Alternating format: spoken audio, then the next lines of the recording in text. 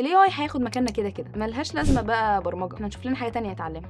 166 ساعة مشي، دي المدة اللي هتمشيها لو عايز تروح من القاهرة لحد سينا. زمان عشان تبتدي في الطريق الطويل ده كنت محتاج يبقى معاك بوصلتك وخريطتك وجزمة مريحة وخيمة وشوية كتب عشان تتسلى في الطريق. بعدها عرفنا ترويض الحصانة والجمال، شوية شوية بقى في عربية بتوديك من هنا لهناك في 7 ساعات بس، يعني هتوصل أسرع من لما كنت هتمشي لهناك 23 مرة. ده بالظبط الفرق ما بين زمان ودلوقتي. لو كنت عايز تبني ويب سايت قبل كده كان لازم تكون مجهز كتاب يشرح لك كل حاجة خطوة بخطوة، ولو غلطت بتعمل ديباج كل حاجة بإيدك وتقعد تعمل كده ساعات طويلة. بعدها بقى في مواقع بتسهل عليك زي ستاك اوفرفلو، شوية شوية بقى في توتوريالز على اليوتيوب لحد ما وصلنا لمحبوب الجماهير شات جي بي تي. بس هل الأدوات دي هتشتغل من غير ما انت توجهها؟ أكيد لا. مش معنى ان الدنيا بقت أسهل ان كده خلاص مفيش مبرمجين تاني، وده لأن مفيش حد هيقدر يخطط وينفذ وكمان يديباج زي حد عارف هو رايح فين بجد. لسه مقتنع ان الاي اي هياخد مكاننا؟